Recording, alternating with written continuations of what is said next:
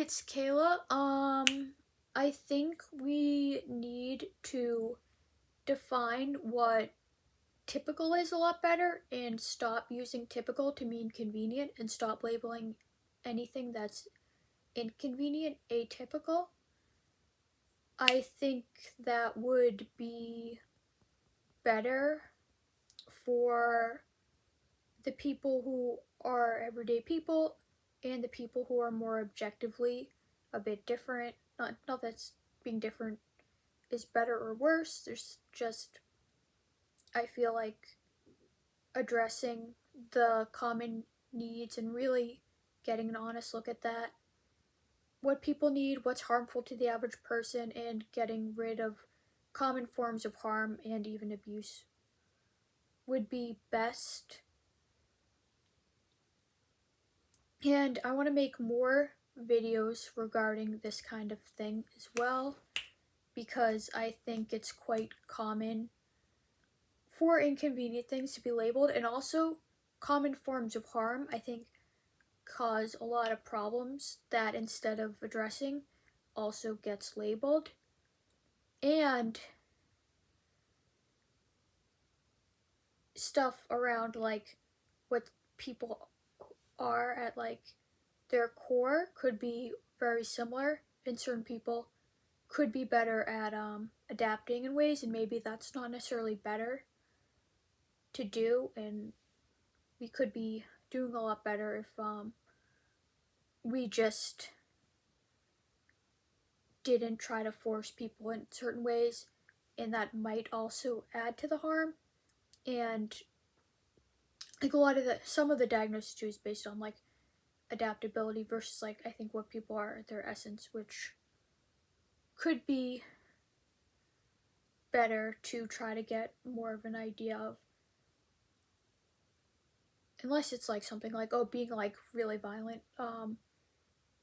even if it's more natural for us, it would be good, I think, to do away with. And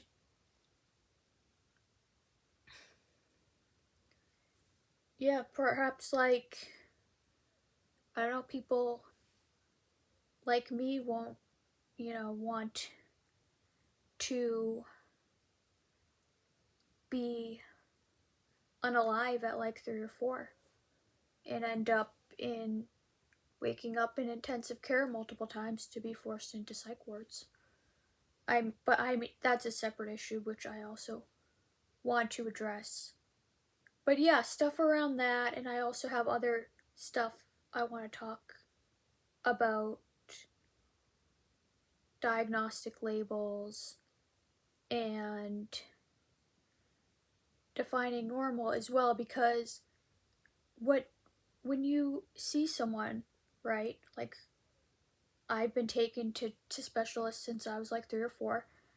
Originally, I was diagnosed pretty much as normal, but my parents were pretty hell-bent on getting me a diagnosis. But so what's not looked at though is a lot of the surrounding influences, and also too, since there's not really a good benchmark on what normal is, which I think we should try to define, the experts aren't the most typical people themselves. So I feel like they often use themselves, which can be not that good, and people often comes from families who aren't probably the most typical, so a lot of stuff that's maybe just a bit different could end up making a person look quite a lot different. So there's a lot of stuff, particularly if someone is like very good at reading people naturally, I think, in families that are like have differences, can end up being the one who comes off as like diagnosed, who's seen as the odd one out, and two, and they could pick up, like I picked up on a lot of stuff that was labeled as like lacking social skills in certain areas, which I could get into, but it was completely learned, so, and it was completely different than what they thought it was.